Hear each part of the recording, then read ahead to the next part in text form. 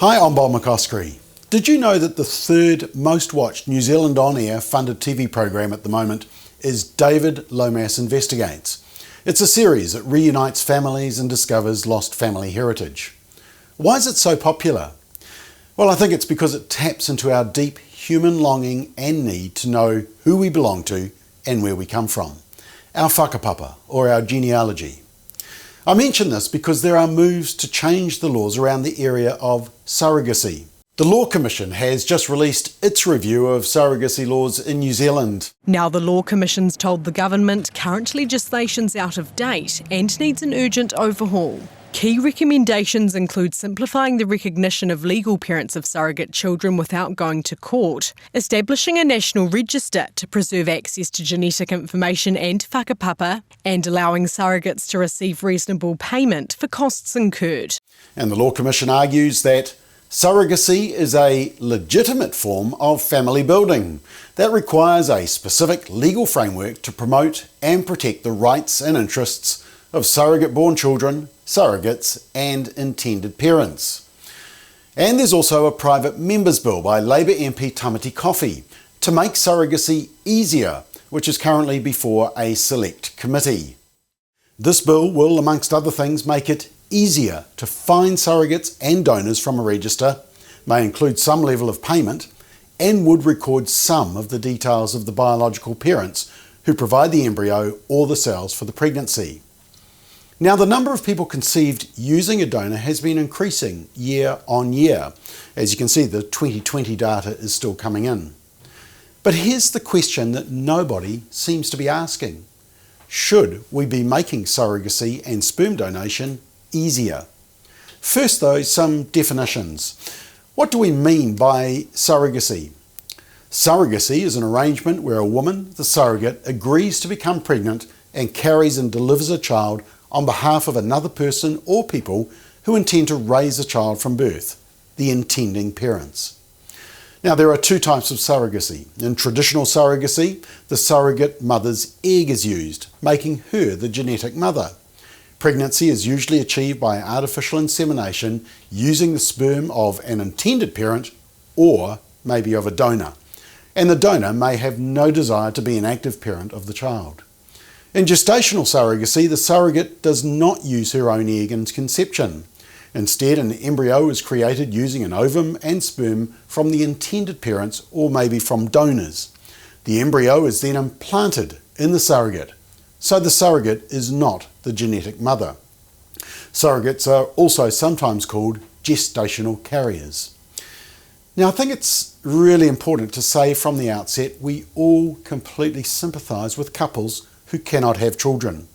And we understand why some consider going down this track in order to have children. But this discussion tends to be focused only on the adult's rights and needs and ignores the rights and needs of the child. Ironically, in the explanatory note to the Labour MP's private members bill, it refers to the United Nations Convention on the Rights of the Child, which talks about a child's right from birth to know their parents and to be cared for by them. But surrogacy and sperm donation can go against that exact right. What is it like to find out that your true biological father's only involvement in your life was a donation of his sperm? How do you deal with the feeling of loss and rejection from your biological mother, who is labelled as your surrogate or gestational carrier? Is it normal that when you see someone who resembles you, you wonder if they are related? Can you be blamed for feeling disturbed that some money may have been involved in your conception? And what if the biological parent or parents don't want any contact? The identity of some donors can remain anonymous, or they may refuse contact, irrespective of what the child may want. But children have a deep longing to know who they belong to, where they come from, and who they look like. But the process leads to the commodification of children. There is this notion of renting a womb. As child advocate and expert Jennifer Lowell, the president for the Centre for Bioethics and Culture, says, "Women are not easy bake ovens and our children are not cupcakes." In fact, one of the recent commentaries I read on this issue was from some academics at Canterbury University, and they were debating who are the legal parents, the biological parents or the intending parents who want the child. And these academics argued that while a simple approach might be to designate the intended parents as the legal parents, it is crucial the surrogate has the right to make all medical decisions during the pregnancy, including abortion if necessary. Oh dear, that doesn't sound like the child's rights are the focus, does it? Surrogacy, even when done altruistically, without payment, can objectify children and surrogate mothers and create lifelong emotional issues for both. The research shows that surrogate mothers can be at increased risk for emotional trauma and psychological burden. Deep bonds are formed between mother and child during gestation, and the inability of some surrogate mothers to relinquish their babies has resulted in excruciating levels of anguish for the surrogate, and it's also resulted in high-profile lawsuits.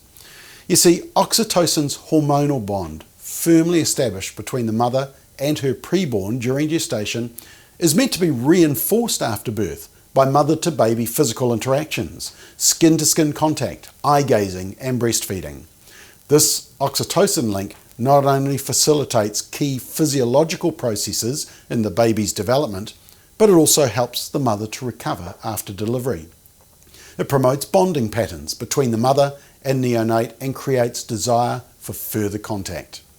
In fact, Australian commentator Miranda Devine, who spoke at our forum a few years ago, argues that to have carried a baby in your womb, shared a blood supply, felt its little feet kick against your abdomen, heard its little heartbeat, sensed it growing bigger and stronger while it changes your metabolism and the way you sleep, breathe and eat, and then to have given birth to a living, breathing human child you have been longing to cuddle is not a trivial act.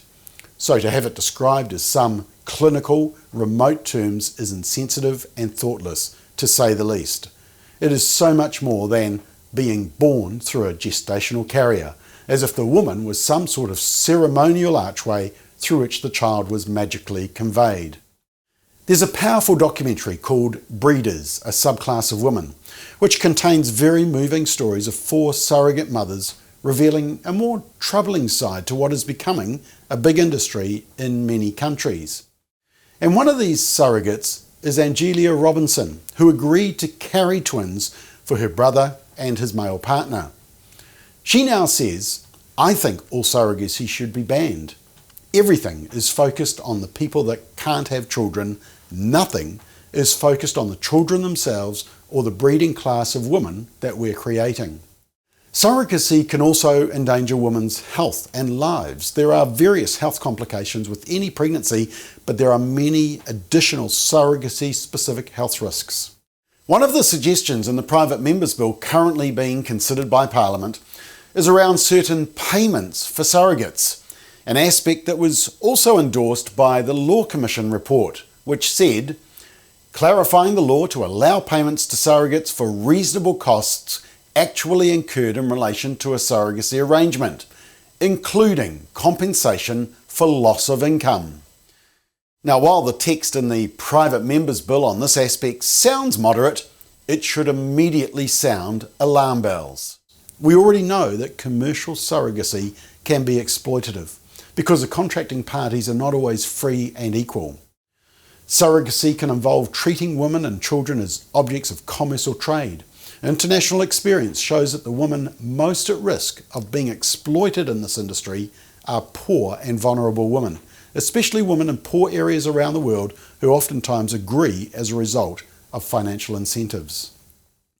Surrogacy and IVF also opens the door to sex selection and the prospective designing of children. In New Zealand, you can choose a donor based on the information around ethnicity, eye, colour, height, education and personality. And there's been some disturbing examples of this picking and choosing overseas. For example, a surrogate mother being ordered to abort a baby in the US after the surrogate learnt she was having triplets. Ironically, the surrogate mother said, "They are human beings, I bonded with these kids, this is just not right." The Melbourne couple who aborted twin boys conceived through IVF because they already had 3 sons and wanted a daughter instead. And what happens when it all goes wrong? Who is responsible for surrogate children born with severe disabilities? You may remember the 2015 Australian case of baby Gammy, born to a Thai surrogate mother, but abandoned by his Australian parents after they discovered the twin boy had Down syndrome. They took the healthy twin sister. But it was later reported that the surrogate mother had fallen in love with the twins she was carrying and decided she was going to keep the boy. What happens when the surrogate mother has multiple births? Who's the parent then? It's very complicated, isn't it? A proposed law can try and tidy this all up, but we're dealing with biology, conception, gestation, and the biological rights of children. And that leads to the final point. The majority of children conceived via third-party reproduction want to know the essential parts of their own heritage. A number of donor-conceived children are starting to speak up, even here in New Zealand. A wealthy Australian sperm donor who has more than 24 children pleaded to keep his identity secret because he feared his offspring would want to contact him and establish relationships. How shocking. Fertility clinics in New Zealand limit the amount of children from a single sperm donor to 12. Yes, as many as 12. And despite the greatest intentions of the lawmakers, there's no mandate that a donor is to be involved or will want to be involved in the child's life. It may still effectively be anonymous, except for the disclosure maybe of some of their genetic origin. And the whole industry is very difficult to regulate, in fact virtually impossible. DIY donor babies are a growing phenomenon. Daddy's name may still be donor. Mummy's name may still be donor. Last year, the Commission on Parenthood's Future released a report, We Are Donor Conceived. And most of the participants were between 20 and 40 years old, and they were asked to reflect on what it was like to learn they are donor conceived. And the top 5 most frequently selected words were shocked, confused, curious, numb, and sad. But more upsetting was that 71% agreed with the statement, "The method of my conception sometimes causes me to feel distressed, angry, or sad." And 88% of respondents believe it is a basic human right to know the identity of both biological parents. And that's because they want to reach out to them. The 2013 documentary Anonymous Father's Day explores the stories of women and men who are the children of sperm donors. We should listen to their concerns. I want to find my biological father because he is an important part of my life. I wouldn't be here without him. I want to look in his face, or at least look at a picture of him, and I know that I'm going to see myself. I look in the mirror and I don't know who I look like. Until I was 20 years old, the only thing I knew about my biological father was that he was blonde with blue eyes and he had a college degree. My sister and I set out on a quest to see if we could find anything more about the man who made us and the 500 or 1,000 half-siblings that I have. I thought, wow, I'm one of the first produced by science and not sex. Should we be conceiving children in the first place who will be deliberately denied the ability to know and be known by their father? It's quite possible to be grateful for your life and question aspects of your conception. I want to know that story. I want my children to know where they came from. And if I don't find him, it won't be because I didn't look for him. In 2015, the European Parliament condemned surrogate motherhood. Under the paragraph on rights of women and girls, it states, condemns the practice of surrogacy which undermines the human dignity of the woman since her body and its reproductive functions are used as a commodity. Considers that the practice of gestational surrogacy, which involves reproductive exploitation and use of the human body for financial or other gain, in particular in the case of vulnerable women in developing countries, shall be prohibited and treated as a matter of urgency in human rights instruments. Many countries have banned surrogacy. Denmark, France, Germany, Ireland, Italy, Spain, Portugal, Bulgaria, Cambodia. Other countries such as Britain, Sweden, Norway and Switzerland have banned anonymous sperm and egg donation. But these laws are easy to get around. And in all of this discussion, and although largely ignored by the media when they talk about this issue, the rights of the child should remain paramount. Biology matters, especially to the child. This is not a sexuality issue, it's not even a marital status issue, although that would help, but this is a biological issue. Biology discriminates.